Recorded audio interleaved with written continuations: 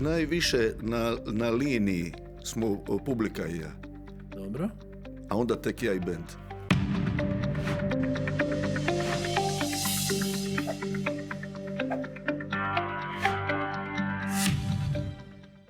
Danas gledamo nešto drugačiju špicu s macanom. Tjedan dana smo pred lokalne izbore pa su rekli ne smijete ništa o politici pričati. Pričat ćemo o onome dodatnom dijelu, ali u ovom dijelu za televizije samo glazba i sport.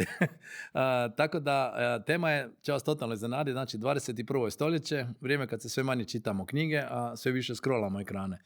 I upravo u tom svijetu, ubrzano, fragmentiranom i često površnom, pojavi se drvo. Knjiga koja ne podiže glas, ali ne možeš ignorirati. U vremenu kad se pažnja mjeri u sekundama, kako uopće nastaje nešto tako duboko, tiho i snažno? Kako se piše knjiga koja uspijeva spojiti osobno i univerzalno, umjetnost i dokument, glazbu i riječ? O tome danas razgovaram s dvojicom gostiju koji su u svojim područjima napravili ono što malo tko uspije, ostavili trag. Zlatan Stibišić-Boni, glazbenik koji je premostio žanrove i generacije, i Ivo Šćepanović, kolega mu, pa zato je tu s ciljem, i pratitelj, novinar čiji tekstovi prelaze granice i jezike, ali uvijek ostaju ukorijenjeni u ljudsku priču. Džibo, kako knjiga? Knjiga je odlično, dobro ga je zdravlja, ako to pitaš. Ali kako je nastala? Kako si došao do Kako je knjige? nastala knjiga? Pa znaš šta, spontano u stvari. Spontano knjiga ti je... Pojavio se jedan tekst u Jutarnjem listu 2016. na osvrt na pjesmu Udica koju je napisao Miljenko Jergović. Uh-huh. I on je dao jedan svoj osobni i čak jednu obiteljsku svoju priču i nekakve svoja zapažanja koja su toliko tekst bio vrijedan da je u stvari mogao i bez pjesme. I sad ja sam baš to nekako sebe zatekao u tome koliko me to... Navuko te na udicu, doslovce. Da, koliko me to u stvari, ja govorim, pa ovo da ima ovakvih više, ovo bi trebalo ukoričiti. Ali onda normalno ta ideja isparila negdje po putu, jer nije više bilo tih svjetlih primjera. I onda ti jedan fantastičan Stojiković je napisao knjigu, novelu na temu pjesme Kiša. Uh-huh. I osvojio nagradu za najbolju novelu u Beogradu 2012. čini mi se. Ne, 2022. pardon. 22. Mišan strašno ove godine bez problema. I sad se nekakva ideja se rodila kod Đorđa Matića, koji je rekao da kad bi bilo ovakvih 6, to bi bilo vrijedno knjige. Izdanja. Zbirka. Izdanja. I tako da je on je počeo kontaktirati neke ljude, ali ja sam ga cijelo vrijeme samo molio, molite neka ne piše neko ko to ne voli, ko ne osjeća, nego ako ćeš s nekim porazgovarati na tu temu, daj neka bude to neko ko stvarno ima neki odnos prema stihu mome ili prema nekoj mojoj pjesmi.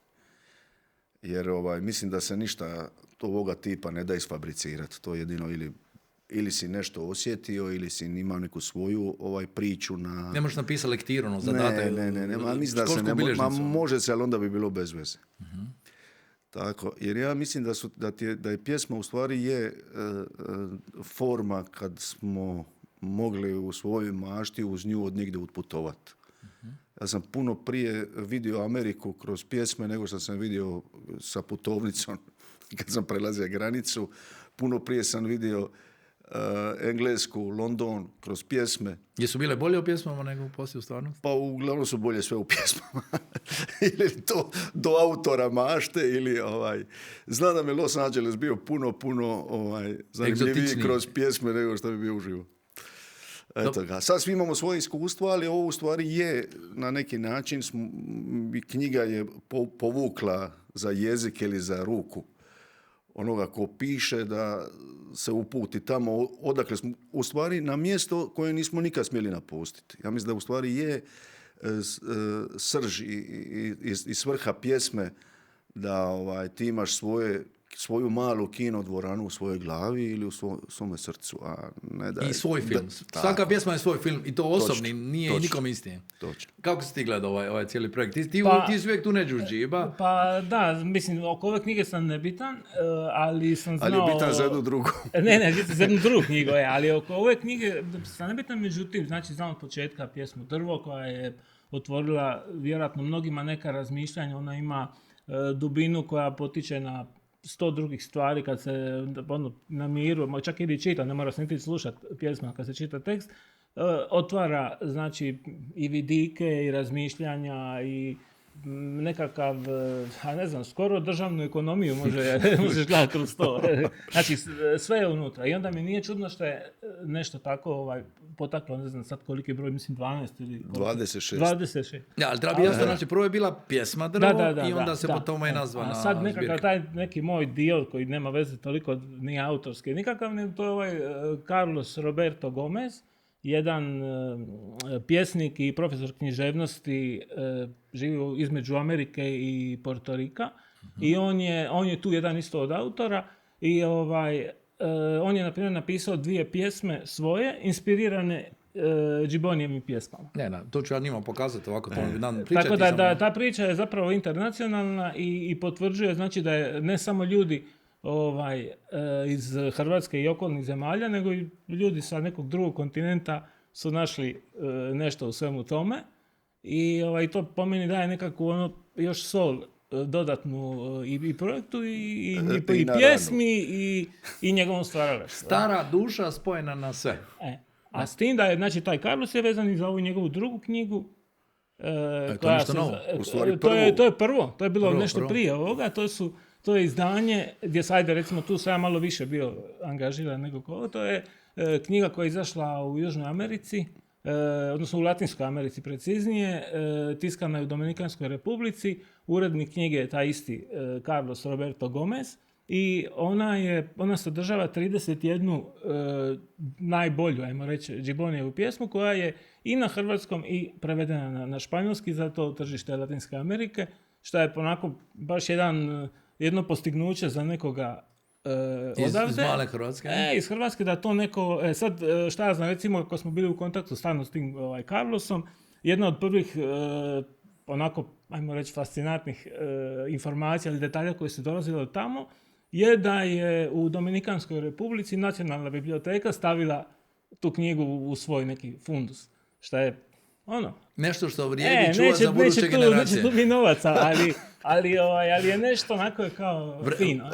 Bit će dobre energije. Vremenski trezor. Da. Ali sad, znači knjiga je ispromovirana, ima si dosta susreta i to je ima si čak i te neke male kružoke. Ti se daš, nisu samo veliki koncert, nego ti dođeš na mali kružok gdje se družiš sa malim brojem ljudi i to njima bude doživljaj za život. A i meni. I tebi isto? I meni isto, znaš šta, ja sam ti nekakvog mišljenja da mi je trenutno jedini resurs do kojeg mi je stalo su mi dobri plemeniti ljudi. Znaš Dobro. 2,5 sata provesti s nekim ko te inspirira, ko te čuje. I da ti čuješ njih, to ti je onda ide sretan leć. To mi je najvažniji taj osjećaj. Tu si na oca, znači malo si otkačen od dnevnih vijesti, jel tako? Iako voliš komentirati politiku, ali to ćemo... Pa volim, ali više iz svoga nekoga. Ali si otkačen ovih dnevnih vijesti, pa onda lijepo uživaš u tim osobnim druženjima. Pa znaš šta, ja nemam puno, nadam se da nemam puno godina, ali da ti izbanaliziram stvari, jer tako sam se naučio. Imaš 2 načina kako ideš leći. Ili ćeš spavati u krevetu ili na kauču. Na kauču spavaš da ne probudiš suprugu jer se vrtiš puno. Pušeš, nešto te na pameti, na duši, nešto te stišće, pritišće, nešto si nezadovoljan. Tako da volim ići leći u postelju, ako me razumiš. Sad sam shvatio da mi je to najvažnije kako završavam dan.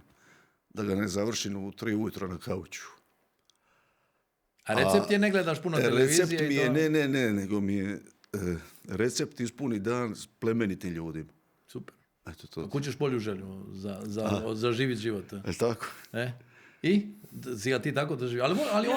Ali to su ljudi, on voli sjesti na štekat. Ali dakle, on zna sve te teme. Nije da on sad ne zna. Informiran je on jako dobro. Ne znam ko je... Pitaš mi o Trumpu poslije. Ko je nešto ovo, ko je ono. On ima on stav. Iako su mi rekli su mi kad sam pitao to, kad ću ga pitam o Trumpu. Ne želim od njega sluša o Trumpu i američkoj politici. Ali ima stav, ali ima i to. Ima stav, ali dobro, možda i nema smisla. To je kad, ne znam, dogodi se nešto u državi i onda televizije pitaju poznate. a šta ti Džiboni misliš o, ne znam, inflaciji? Šta bi morao misliti o inflaciji? Ja sebe ne, znaš šta sam malo, iako sam totalno, mislim, dijete Mediterana, ali sam taj dio života jedan, dok sam se formirao, sam proveo u Berlinu, u svijetu germanskome.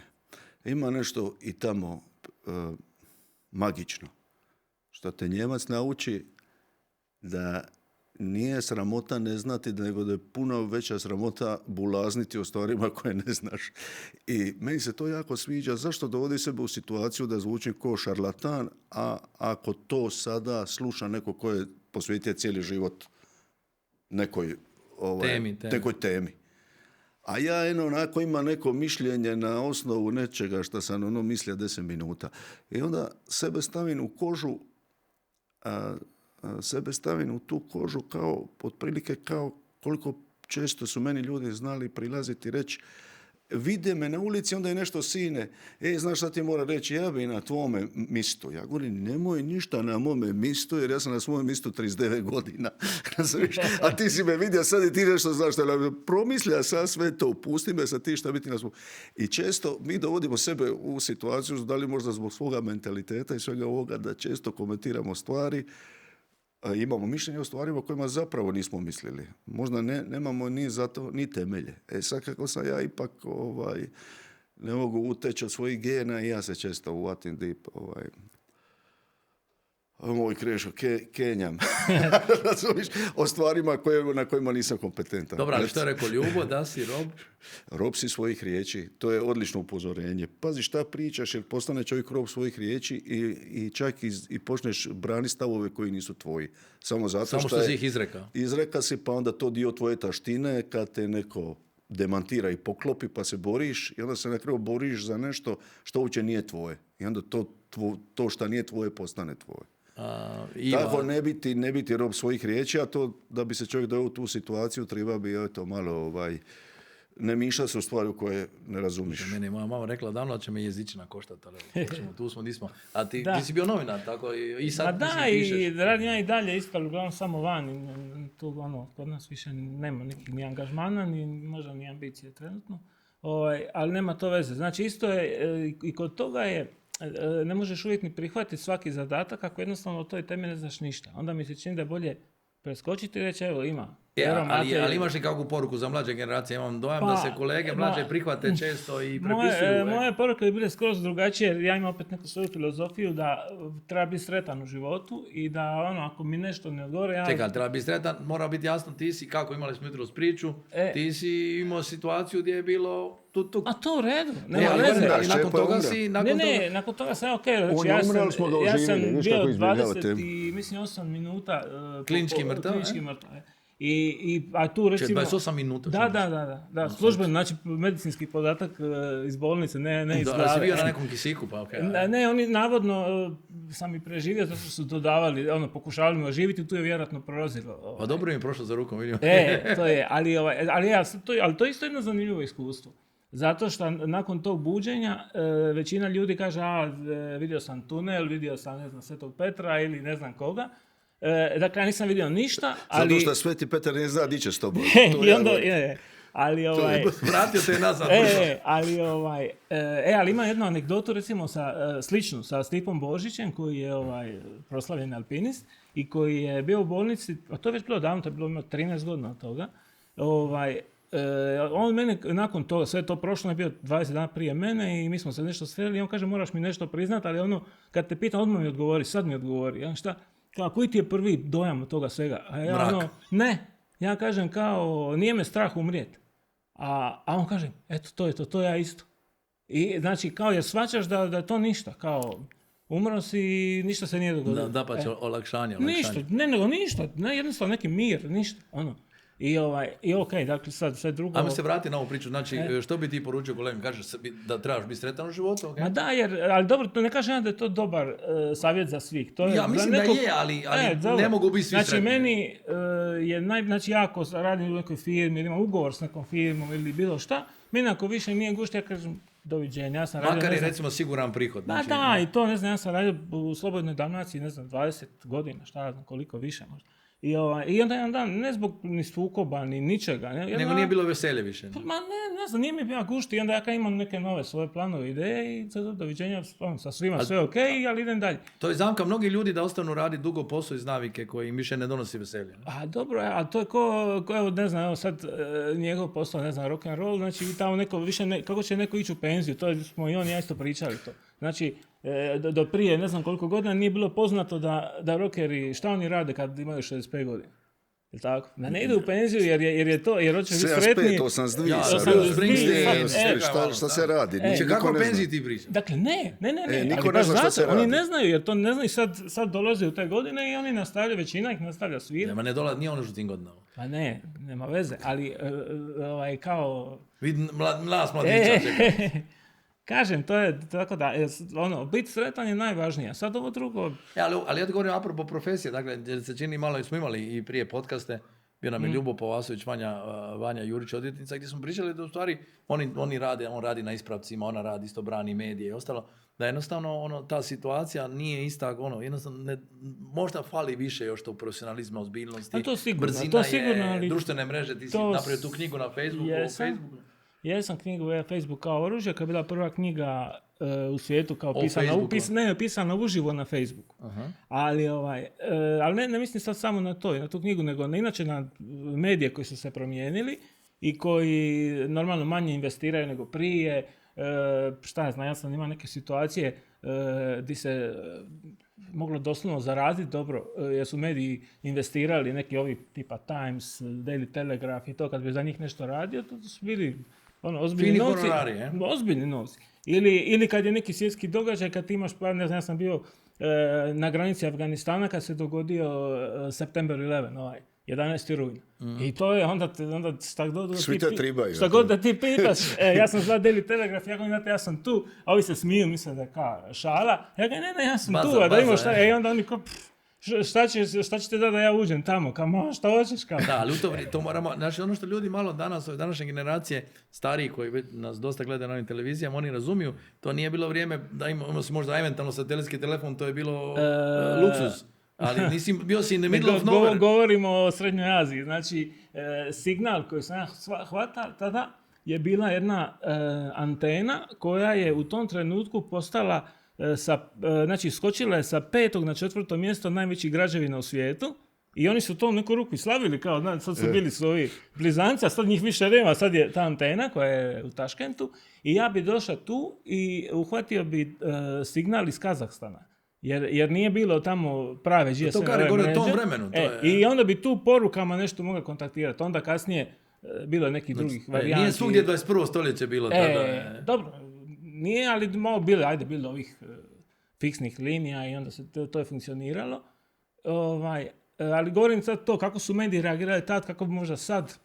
Neće toliko investirati, ovi svjetski, hrvatski, nažalost. Ma hoće ovi svjetski i dalje nešto, ali nije, jako malo je teme. Ne znam, recimo kod Britanaca, njih sad zanimaju samo teme koje su vezane za Britaniju. Njih Europska unija ne interesira.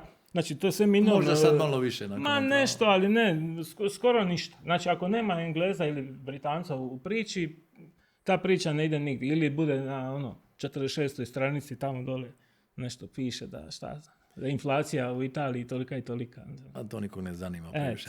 Ali idemo mi, brate, na ono što će zanimati sve ove i starije i mlađe i ove mlade naših godina. Odakle se nas dva znamo? Što? Nas dva. Ko vas dva? Iz srednje škole. Mi smo išli skupa u srednju školu, on je bio u novinarstvu, ja u kiparstvu. Neki su predmeti tu bili skupa. I da smo neke predmete imali skupa. A samo neke predmete. Još sam mislim kažu čemu ti... S tim da on skoro već tad bio zvijezda, već to vrlo brzo nakon toga. Mene je bio heavy metala stano. U trećem srednje. Treći srednje. Znaš što bi na... Mene je bilo najgora stvar što je, mislim, Šćepo, ovo jedan muškarac iz Splitsko-dalmatinske županije će teško prevaliti preko usta, ali bio je stvarno u svemu bolji od mene. To mi je užas. Čak i u kuglanju. Ali ti si imao dulju kosu. Ja sam htio, ili možemo dobiti sliku... A ima sad dugu kosu. Imaš. Ali možemo dobiti sliku... Ili možemo dobiti tu sliku iz srednje škole, vas dvojice? A ne znam li postoji slika. Ne postoji. Ne znam, jer nismo, znači mi smo bili samo neke te... A i nismo se nešto staviti. A tad nije bilo mobitela. Ali si bio 8 putnik, jesi već? Je. Dobro, ti se sjećaš. Ja ne, u trećem srednje sigurno. Ja sam ima tih nekoliko. Dobro, ti govoriš u trećem srednje. Ali ajmo odraditi onaj domaći zadatak da samo najavimo ljudima da nije on baš ne misli nikako otići u mirovinu. Što imamo, znači u pripremu u 6. mjesecu, krajem lipnja? U 6. mjesecu imamo 21. koncert u Areni u Puli. To je u Arena nakon koliko? Nakon solo koncert. 9 godina. Nakon... Sad ću ti reći. Znači, 16. solo koncert 2011. Veliki, a sa Oliverom 2016. Sa Oliverom 2016, To smo imali zajednički. A znači ovo je nakon 14 godina veliki povratak u Arenu, Nakon 14 godina ima, da. Arena i onda što je u petak iza toga? To je 21. lipnja. A ovo je 27. lipnja je koncert petak. Na Staro Hajdukovo, Stari plac u Splitu. Tako da može znači ovaj donji dio Dalmacija ide u Split, a ovo sve gore u Pulu, Pula je velika ljetna pozornica postala, puno zvijezda. A slušaj, interesantan je i prostor, jako je dobar prostor koji ima najbolji zvuk, iako je napravljeno 3000 godina. Je li kad? 2300, je li tako? Aha. I to je svima ko se bavi s tim fenomen. Ima takav zvuk u nešto što su ti Rimljani gradili. Je li to ta posebnost Arene? Zašto ljudi vole svirati u Pa znaš šta sviraš u spomeniku. Aha. To je posebnost je šta izgleda izvanredno i šta izvanredno zvuči. Dobro, i sad ono što si zanimljivo rekao da si ono... I Istra inače jako zahvalna i vidi se da je to kraj koji ima tu tradiciju gostoprimstva. Znaš ti, to je tebi strašno važno kad u jednom trenutku nešto radiš i znaš da će sad doći nekakvih 8 do 9 tisuća automobila. To neko treba prihvatiti. Onda imaš sredine koji se s tim nose i ovi što se ne znaju s tim nositi. Znaš, imaš taj fenomen ljudi koji znaju tu noć napraviti od dvosmjerne jednosmjernu, na primjer, i da se to ljudi mogu parkirati. Tako. To su možda ovako sve neke stvari što izgleda da su nevažne, ali kad se nađeš u toj situaciji, postanu ti od životne važnosti. Ako imaš ulaznicu u džepu, koncert počinje, a ti se još nemaš gdje smjestiti. To je. I tamo si se u Puli isto nekako kod doma osjeća. Ljudi su stvarno tamo jako su mi... Jel smiješ priznat Dalmatincima da voliš istarsko maslinovo? Maslinovo ulje. Pa naravno, istarsko maslinovo ulje je jako slično našem šibenskom i šoltanskom. Blaže je. Moraš probati moje ulje, to što ja donis Korčule. Baš moje. Velolučko? Ne velolučko, moje. Dobro. Moje, razumiješ, nema ga puno. To je nešto gorko. Zato voliš ti jer se naučio na gorko, strašno. Dobro, solistički je koncert i kad ljudi koji te znaju da ti to ništa ne prepušta slučaju. Dakle, tebi mora biti svaka pjesma savršeno ili nije to tako. Za tebe, ono što publika možda neće ni primijetiti. Sve će oni primijetiti. Ja ću ti reći, najviše na liniji smo publika i ja. Dobro. A onda tek ja i bend. Ok, a misliš da oni neke detalje, baš finese, da misliš da oni možda to... svi osjete. A zato što se ti uznemiriš, pa onda... Ne svi osjete, ja ne znam je li to sad šta je to, ali je... Ma dalo bi se o tome i razgovarati. Dobro, ali htio sam te naučiti da mi kažeš ko sve dolazi, ili solistički koncert, dolaze ti sigurno prijatelji, zvijezde. Pa pošto meni to jako važno, toliko mi je važno da ne bi o tome mogao ni govoriti.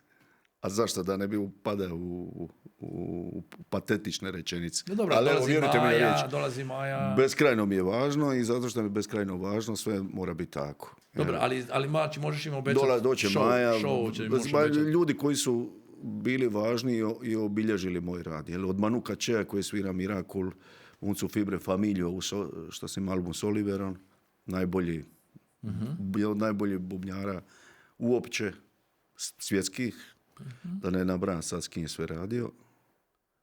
A Vlatko je, on isto obilježio moje albume Stefanovski. Urban, pretpostavljam, Urban doće. Urban, ma dobro, ali ne bi ja volio manipulirati sad s njihovim imenima. Na plakatu piše to, a znači, solistički je Džebonija. Moja zahvalnost prema i publici, prema tome što ja želim da sve zvuči kako dobro, treba. Bit će ti ljudi tamo. De facto, nakon dugo vremena bila je korona, sve jedan veliki spektakl za sve domaće fanove. Evo, ako otvaramo kladionicu, ja stavljam da će doći Nikša Bratoš. Eto. A dobro, čekaj. Nikša Bratoš je god. Nikša, šta ti je? Ajmo, ali ovo, ako priprema za koncert, to sam fakat shvatio da je perfekcionist, da ono... Neki dan smo sjedili u jednom kafiću u Splitu gdje je isto tako on pričao tim svojim planovima i to. Ali to je normalno to da bilo ko nešto sprema, a što je veliko, jer evo sad prije kad smo spomenuli nisam htio prekidati ovo oko atmosfere i možda i značaja koncerta u areni. Imao sam priliku ići recimo na operni festival u Veroni, u Arena di Verona. I to je isto tako, znači dođu svjetske operne zvijezde, ali opet to je nešto ekstra. To je ta neka vrhunac atmosfera. Karijere. Ja pretpostavljam čak i da ja tu nisam stručan, ali pretpostavljam i to ozvučenje da jednostavno je posebno. Možda nije najbolje, možda nije najidealnije, ali ima neku posebnost. Tako da vjerujem da je njemu to isto. A opet Split nosi drugu posebnost radi toga šta se na kraju krajeva zove ljude ovome doma. Znači to je opet... Ima to onda, znaš, to je odmah je preko ceste je prozor na rodilištu di me mate rađala. Znači, sada iz rađaone gledaš u stage. Eto, pa ćeš i posebno pozdraviti.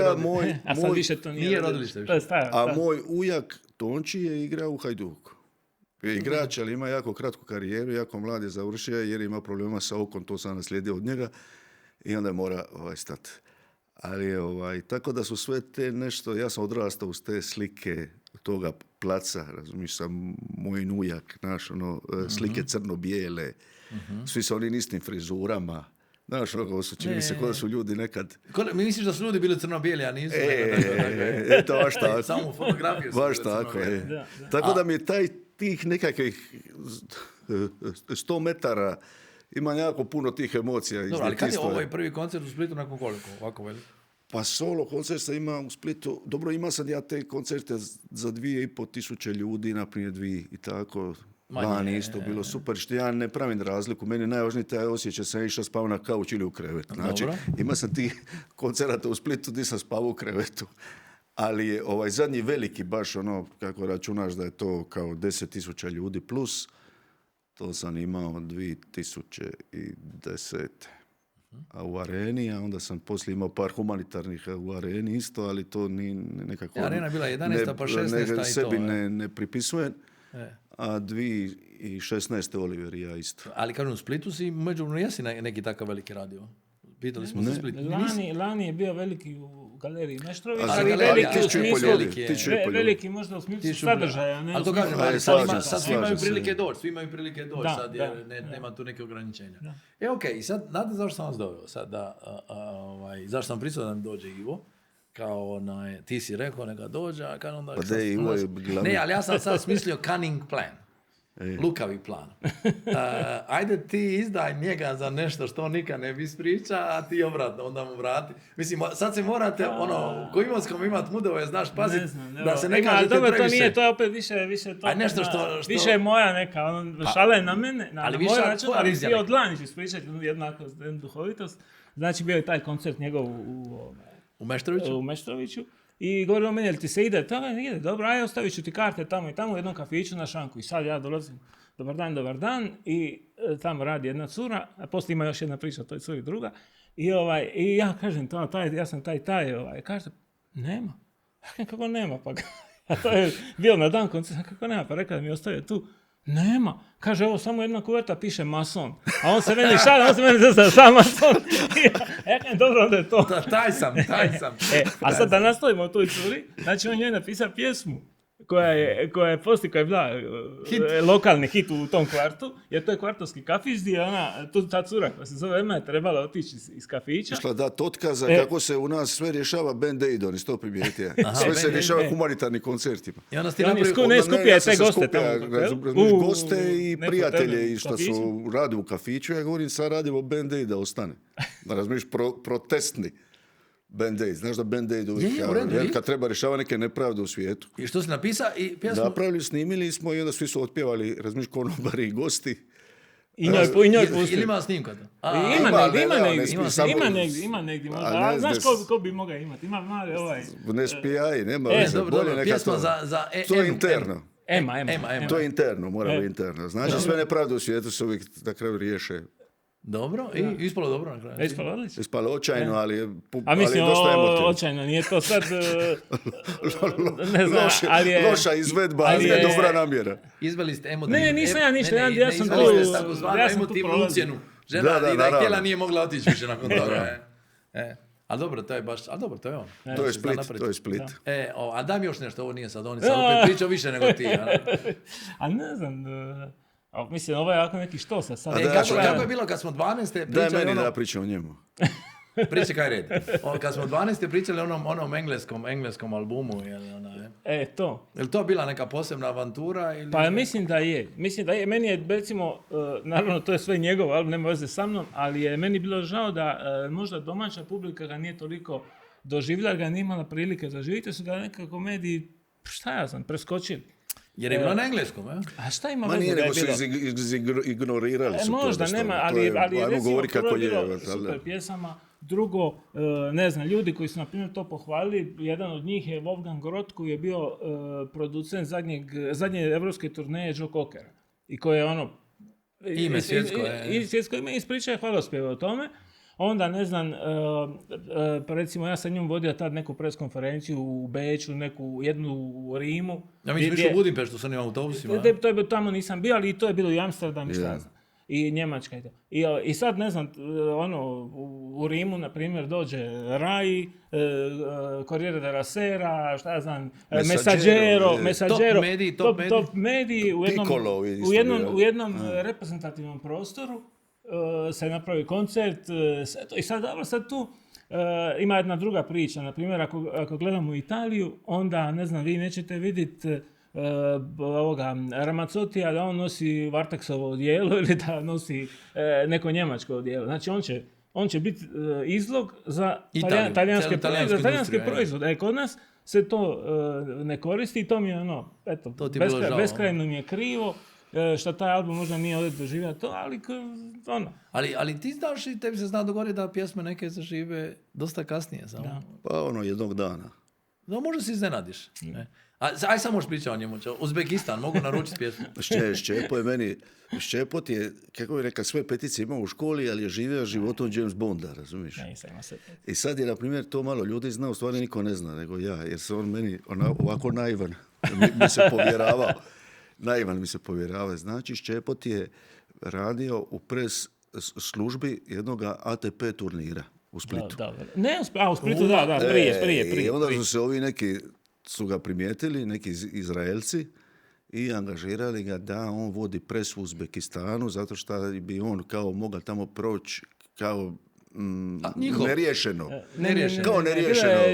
Izraelci su bili investitori, a ovi domaći su bili kao službeno domaćini organizatori.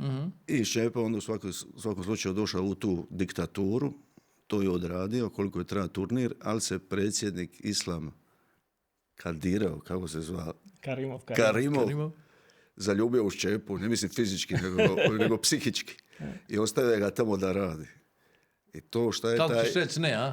Ne, bilo je, da pa će reći, bilo je jedan super događaj. Ali ja pamtim sve te stvari, na primjer, mislim neke stvari što nisu za tvoj medij, od smrtne kazne do alkotesta.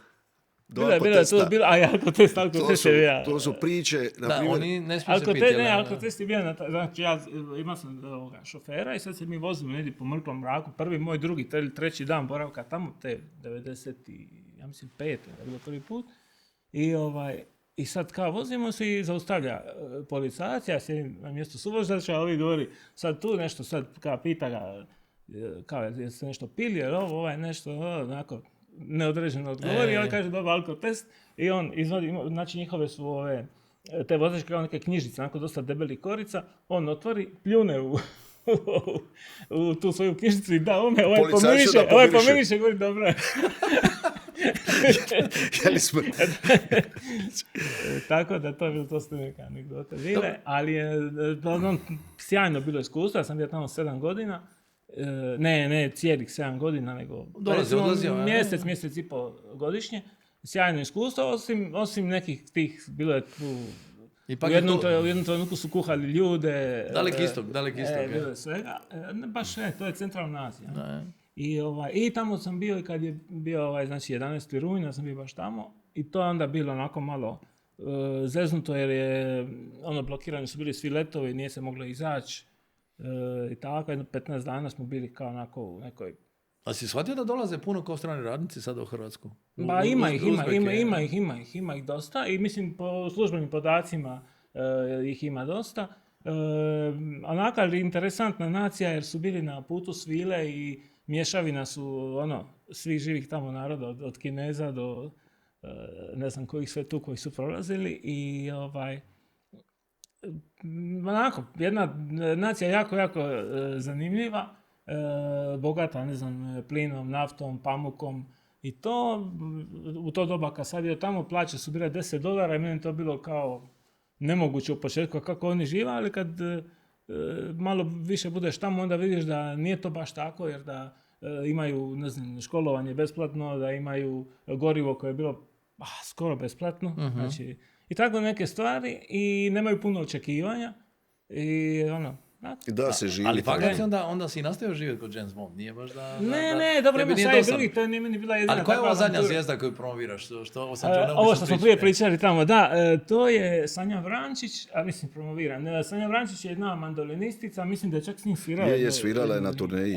Jedna zanimljiva cura iz Šibenika i ona je meni došla prije, ne znam, nekoliko mjeseci da bili ja njoj napisao nekakav tekst na nekom stranom jeziku, jer da ona misli izaći negdje. Ja kažem, ajmo probat, šta? Ali ja bi neki kao zvuk da bude drugačiji, ja da učim neke Italijane s kojima sam nešto surađivao prije i oni naprave tu pjesmu Parachute. Evo sad je prije 2 dana je bila na dnevniku HRT-a jer je završila na top listu u Nizozemskoj i tako i sad ona krči neki svoj put. Ali to voliš, to je ono što ti voliš, ali voliš progurat... Ma ne, volim nešto što mene zanima, to ono što smo prije pričali, da budem sretan, a onda nek budu i ti drugi ljudi okolo sretani. A tu si se ti se okušao i kao tekstopisac, znači što regata za Nenu Belana, kino za Žuvija. Ima toga dosta, više toga čak ima vani nego ovdje, ali to je meni nešto usputno što ja kad mi dođe ili kad me neko pita, onda to napravim. Ova knjiga o Međugorju, znači 30 to je godina davno, fenomena. To je bilo davno, to je zapravo bila jedan dokumentaristički prikaz svih tih događanja. Nije bila vjerska knjiga, pa smo u početku imali malo problema oko prodajnih mjesta, jer nisu htjeli je priznat kao da je puste u te knjižare jer prodaju vjerske knjige. Ali ona našla svoj put, na kraju prodano u 22,000 primjeraka, što je za knjigu velika naklada. Je, velika. Znači puno veća od drva. A ne znam, i nije to ni važno, to je druga kategorija. Druga kategorija, ovo moje se moglo reći u nekom trenutku da je i suvenir, jer ljudi koji bi došli tamo bi to uzeli i ponuli doma. Bilo je slučajeva da tamo vi kažu došli neko kupija 3 knjige, 5 knjiga, šta? Mi smo pri kraju prvog dijela koji ide na televiziji ima jednu zanimljivu temu koja će možda neki iznenaditi, oni koji znaju, Ivo zna, Džibo će nam to malo ispričati, samo da najavim da Špicu radimo u suradnji s novim informativnim portalom Pogled HR, pa ćemo i pričati, de facto ovaj podcast će biti za čitanje u novinama grupacije Media Solutions, to je novi list, zadarski list, Glas Slavonije i Glas Istre, i na njihovim portalima. I sad, pitao sam Džiba prije emisije, on je ambasador UNICEF pa sve, ali ima i jedan drugi ambasador kojeg veleposlanik, kako hoćete, za nešto gdje on može biti jako dobar uzor i tu je par njegovih jako poznatih kolega, a to je ono što nitko nije mogao primijetiti dok smo pričali, osim ako ne zna stvar, da si ti nekad mucao. Je li on mucao još u srednjoj školi ili je već to bilo? Ne toliko izrazito. Ne izrazito. I to si ti totalno, išao si na vježbe sa Vladom ili kako? Nisam, vježbe su bile jako neučinkovite u ono vrijeme, zato što su mislili da je to do disanja kao dobro udahni i promisli prije što ćeš reći. Onda ti udahneš, smiriš se prije što ćeš reći, pa opet ne možeš. Dobro. Ali to se de facto ti ne primijeti. Da čovjek ne zna, ne bi primijetio. Pa zašto? Zato što ja, baš nedavno sam pročitao neki komentar što je jedna jako pismena žena napisala nakon jedne moje prezentacije knjige, kaže, neugodno mi iznenadio kako je neelokventan. A to je baš bio dan ima dana kad mi je to izraženije. Onda tražim želi nešto reći i onda znam da ću zapet. I onda idem okolnim putem. I onda nastane taj strah, malo da izbjegavaš okolni putem i to te je jedna, neću reći, to je sada već i spontano. Znači neki auto trening, kad ti znaš da ćeš možda zamucat, pa onda da to izbjegneš. Zamijeniš neku riječ. Zamijeniš neku riječ i onda koji put odeš i u temu koja... Ali to je zanimljivo kod pjevanja koje Gredo Kralje govor, kod pjevanja nema tog problema. A sve mene to jako zanimalo i u svakom slučaju ja sam prestao u jednom trenutku, ili sam se naučio bolje kontrolirati, ne znam, ili sam prestao... Nisi možda prestao si misliti među ostalima. I onda je profesor Fatorini, on je napravio kao jednu udrugu od mucavaca koji su imali u životu nekakav uspjeh. Da idemo među djecu koja imaju taj sindrom i da im se na neki način da do znanja. Da nije to ništa strašno. Da je to ništa, može se sve to dobro završiti i onda su ti u tome, kao ja sam predsjednik, a potpredsjednici su mi Dino Rađa, Slaven Bilić i fizičar naš. Tonči Tadić koji je ovdje u podcastu, koji to niko isto nije primijetio da možda na moment nekada. I to je imalo u stvari efekta jako pozitivnog kad ti dođeš ipak pred klince, naš, koji imaju možda taj sad nekakav i kompleks bez razloga, onda kažeš, vidiš, ovaj je fizičar, predaje u Japanu. Ovaj piva. Ovaj je, razumiješ, trener u Premier ligi. Ovaj najbolji bijeli centar NBA lige. Znači, sve u redu, ima totalni happy end s time. Nisi opisao ovoga zadnjega. Ali dobro to, možda... Kantautor. Najbolje brbljan sad. Ali u svakom slučaju mi je to jako bilo pozitivno. Jesi me to želio pitati? To sam htio pitati. Znači, jesi osjetio isto da je to djeci to značilo? Tim mladima? Jako znači, više nego što sam mislio. Pa zato sam te ih htio pitati, jer u principu to je jako, jako dobra plemenita poruka. Jer nekad znaju biti kolege u razredima jako okrutni prema toj djeci, a u stvari se sve da na kraju riješiti. Mi idemo pomalo kraju, ajmo još jedan put ponoviti datume, prema kraju ovog dijela što ćeš na televiziji, pa ćemo mi nastaviti. Moram te za Trumpa pitati. Šta ćeš me to pitati? Ali izaberi ti koji hoćeš temu. Znači, kad smo rekli subota, 21.6. Pula Arena. Je Pula Arena, 27.6. smo u Splitu. Dogovorili smo s Lidijom nekakve karte, pa ćemo podijeliti nešto karata isto za koncerte. A to ćemo ja, Lidija, rješavati, pa ćemo na našim društvenim mrežama to sve objaviti. Ja bi tu odjavio ovu emisiju. Izađite na izbore sljedeći tjedan, to vam jedno mogu reći sljedeću nedjelju. Pozivam vas da se pridružite nama i dalje na drugim emisijama na YouTube kanalu Špica s Macanom. Tamo pokazat ćemo ovaj QR kod, tamo možete pogledati ovaj nastavak gdje ću ga pitati o Trumpu i uvijek je nešto opuštenije, kasnije pričamo, ali bude zanimljivo. Jednim klikom se preplatite na kanal, pogledajte, skenirajte ovaj QR kod i gledajte nas na velikoj televiziji, na gledajte na mobitelu. Ne?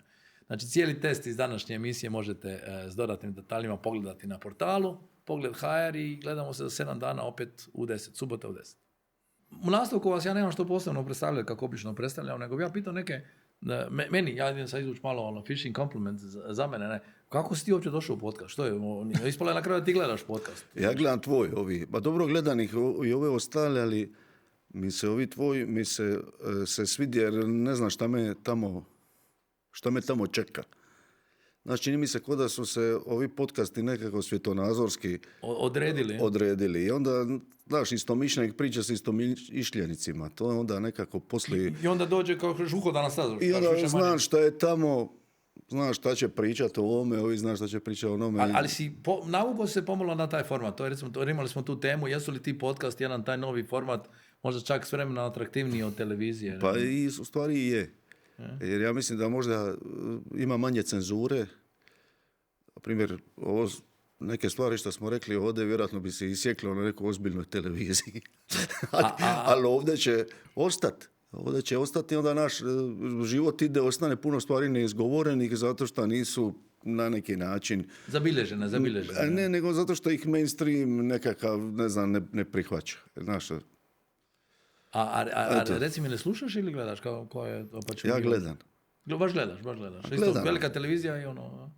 Mala televizija, gledam u telefon. Ne mogu zezati, ali staviš na veliki ekran i gledaš Ma YouTube. kakav veliki, nisam toliko obrazovan. To čtivo. Poslije, meni nikakva nova informacija ne treba u životu u smislu tehnologije. Osim glazbe. Ja se lijepo uđem na trajekt vozi 3 sata i 15. Imam vremena za sve i za knjigu i za tebe i tako. To je hvala.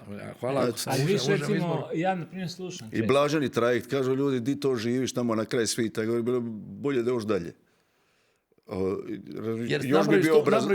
Još bi se više obrazovao. Dobro, ti ne ideš svaki dan, svaki često. Ali jedan put jedno. Ali što znači, rekao si ova ključna riječ, znači, ipak gledaš podcaste da bi čuo nešto novo i da bi naučio nešto. I nešto s čim se i ne slažem. Mislim, znaš šta, ja čak mislim kad si stalno u potrazi za istomišljenikom, je li to malo narcisoidno? Jest. Je li to malo narcisoidno? Puno. Ajde da čujem tebe da potvrdiš ono što ja mislim. Pa je li to malo narcisoidno? Ali nije ovo, neće nikome biti drago čuti.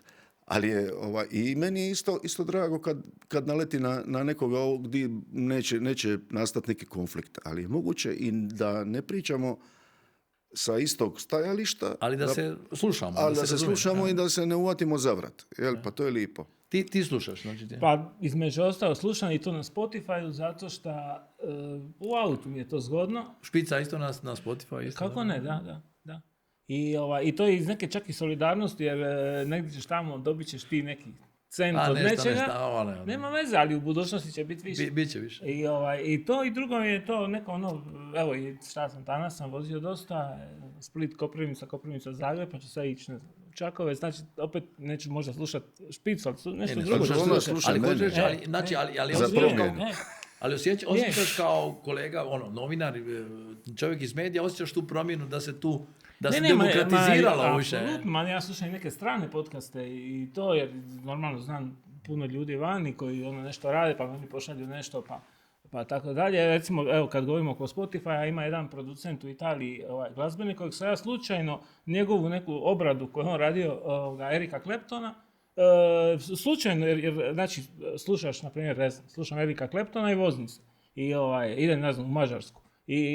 I slušam Clapton i sad završi Clapton i onda mi on bira dalje neke slične. I sad na jedan put, ja gledam, vidim na klaviru nešto, opet kao, zvuči kao Clapton i vidim Francesco Di Giglio. Ja njega sad zovem i on kaže, pa kako znaš? A ja kažem, pa evo sad vozim. Pa kaže on, pa to je jučer izašlo. Znači, naletilo mi je slučajno. Pratite Spotify. Da, ali hoću reći tako da je nekad čuješ i nešto što je novo, baš mi ima nekako smisla. Bolje draže mi je recimo sad to nego slušati neki radio, pa onda nakon 20 km više ova stanica ti više znaš kad je on mene iznenadio, ja Beogradu nešto zvoni uporno dživo, nije da mi se znamo, ali nije da zoveš ovih čovjek često, ili ima koncert u Beogradu ili neki vrag, znaš, pa me neko ili Lidija prijavila ili nešto. Kad on, napokon se mi ulovili nakon 2 dana, on kaže, znaš šta, kaže, mi na Štekatu, onom kafiću, mi gledamo tvoje analize, sve komentiramo, samo da znaš da imaš fan klub. Znači, koliko te ta, ili domaća ili strana politika, koliko raspravljate, koliko te uopće to dodire? Znaš šta, ja nema nijednoga u stvari vršnjaka osim Šćepe. Znači, ili ima ove mlade ljude šta... Što si rekao? Drugi su umrli. Ima ove od 32-3 za prijatelje i ove od 65+. Onda učiš od ovih mlađih i učiš od ovih starijih. Znaš šta, to je interesantno. Interesantno, znaš, ovako neki svijet kojeg ja ne znam, ali su interesantni ti mladi, znaš, kako one vide. Oni skoro su drugčiji nego mi. Ali mislim, to je redo s mlade druge su radne navike, druge su njima fokus, druge prioritete, imaju mi to strašno interesantno. Ali imaš li s njima glazbenike te generacije u bendu? Ti si poznat po tome da je ti ekipa stalno s tobom. Ima ih, znači, najstariji mi je, ne smijem reći koji, znate svi, on je 59. Znači, ima 66 godina i najviše entuzijazma. A najmlađi mi je jedan mali Lovre, on mi dođe koji put i svira trubu, on ima 19 godina. Znači, jedan ima 66, jedan ima 19. To je super, ali osjećaš tu neku promjenu u entuzijazmu, u pristupanju obvezama? Pa ja mislim da najveći entuzijazam je u stvari se ugasio s mojom generacijom. Nama je lakše, vjeruj mi, nego ovi što su bili 10-15 godina mlađi. Hladno mu je u kombiju, šta ćemo jest, i ta neka pitanja. Ovi moji to nikad ne pitaju, nego kao mi to više, u stvari bar ja to doživljavam, mi smo kao nekako... Naučili trpiti sve. Ne, nego kao vojna policija. Sve je tamo zadatak, šta te tamo čeka, ne znam, ali ti imaš biti spreman. I ja uvijek pokušavam njima objasniti, ako oni znači sve šta je vama, nikoga se ne tiče. Zato što su ljudi večeras proživjeli veliku dramu da bi došli na naš koncert. To je velika drama. To ljudi zaboravljaju. Znači ti ako si mladi mama i tata, moraš se pomiriti sa sve krvom, da ostaviš 2 dice, da si ideš u to auto, da si kupio karte na vrijeme koje su možda već rasprodane, ne znam otkad ili nisu, svejedno. I ti imaš to stvari odgoditi taj dan da bi bio tamo. Ja govorim, to je ko je napravio tu dramu, mislim život mi sa ovim svojim reklamom smo mu napravili, njoj i njemu. Jedini sud koji me interesira su oni, da vidim jesmo li mi ispunili njihovo očekivanje. Znači nema drame s ove strane. A ovo šta jeste vi gladni, žedni, ste spavali, to mene jednostavno, neću reći da me ne zanima. Sve ćemo učiniti da bi to da bi bilo sve ok i da bi čak bilo komfortno. Ali ako nije, nemoj mi to stavljati pod nos da je to važno. Dobro, ali ti si otac isto 3 Gen Z, zar ne? Kako je s njima? U odnosu na ljubav i tebe? A slušaj, na primjer, u smislu nekoga ovoga razumijevanja, ja mislim da je se puno lakše ja s njima razumijem. Ja mislim da je manja distanca danas između nekoga naše generacije s našom djecom. To je super, meni moji sinovi sve uzimaju iz ormara. Oblače se kao i ja, samo što njima lipše stoji. Znači, mislim, je tako? Znači, nema nikakve distance. Onda oni meni pitaju nešto vezano za neku muziku koju su otkrili. Pa, mislim, ja se ne osjećam pred njima kao da postoji neka veliki jaz. Koji ipak postoji između mene i oca. Ali, na primjer, u smislu ovoga nekih radnih navika i ciljeva i prioriteta nekih u životu, ovako malo nejasno odgovaran, ali znaš na šta mislim, je bila manja razlika između mene i moga oca. Tu ste bili otprilike na istom. Oni su tu dosta ležerniji. Kako je tvoj dojam, Ivo, na tim Gen Z, ili si ti u totalno drugoj Gen? Ne, ja isto imam 2 čeri i šta znam, isto sam, recimo šta o ovom govori, imam neki taj odnos prijateljski. Starija a kad smo super, razmidica, pa ono... Evo, nije, nego to... A je. Starija, ne znam, sad je u Londonu i studira i to, i onda kad pričamo, tu smo negdje, gdje ona kaže, kao, mi se sve kužimo, kao, to je super, znači, druga je u Splitu isto. Ali što se ovi radi navi, kao što kaže neke očekivanja, dobro, niste ih razmazili vi, ali očito ima, često imamo da su ovi puno, ovo što vam kaže, osjetljiviji. Ne, na šta, ja najviše što pokušavam, razumiješ, dici moje objasniti, da razliku između šprinta i maratona. Ja govorim da meni sve u životu bilo maraton. Ja se ne sjećam nijednog uspjeha da je bio šprint. A mislim da ih atmosfera u društvu, na primjer zapadna civilizacija, se tako izrazim, ih uči na taj šprint.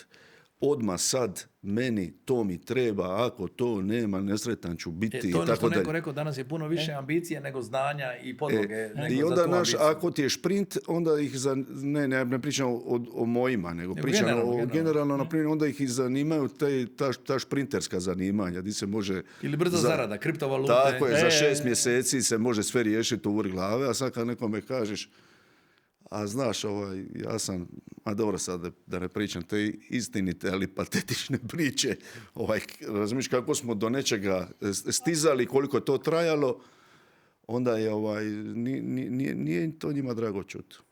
A još jedna poveznica njega i tih mlađih generacija, znači ta moja mlađa kćer koja ima 19 godina me pitala kao da će biti karata. Znači da on ima i publiku koja je skroz mlada. I to je super, pa dobro vidjet ćemo i u Splitu i u Puli, znači 21.6. 27.6. sam dobro rekao petak, da nisam Pula. Pa nešto ćemo karata podijeliti, pa će biti karata, evo. Reci da je zaradila karte, da je razradila karte. I sad za kraj reci, što si ti stalno pitan, gdje smo se mi upoznali? To na televiziji, ne? Ko nas dva? Mi smo negdje nonšalantno. Onda dobro. Ja mislim u Istri. Moguće onda bilo. Ja mislim u Istri. Ja te tako nekako vežem uz neko vino i komacija više nego za ove hodnike administrativne u zgradi. Je li ima nešto još osim pozvati ljude na koncert? Znači, bit će spektakl? Ma ne, vidi, ja ljude ne mogu zvati, ja se ljudima mogu zahvaliti koji misle doći. Da se karte dijele, ja bih zvao, ali kako su karte takve kakve jesu, ja mogu samo ljudima izraziti zahvalnost što su odlučili mi posvetiti svoje vrijeme, povjerenje, da s nama taj dan provedu. Na meni je da uginem od truda i ja i moja ekipa da damo sve od sebe i da bude maksimalno. Znači, subota 21.6. Arena Pula, subota 21.6. Arena Pula. I 27.6. Staro Hajdukovo, Stari plac u Splitu. I znači solo koncerti nakon dugo vremena. Da. Ja bi s time završio. Vidimo se sljedeću subotu 10. Na kraju smo još jedne špice s macanom. Preplatite se na naš YouTube kanal. Gledajte ono i što ste propustili i ako što želite pitati goste, pitajte i ako imate kako pitanje za Džiboni, a mi ćemo podijeliti nešto karata, ali zato morate pratiti naše društvene mreže. Gledamo se ponovo sljedeću subotu u 10. Do gledanja.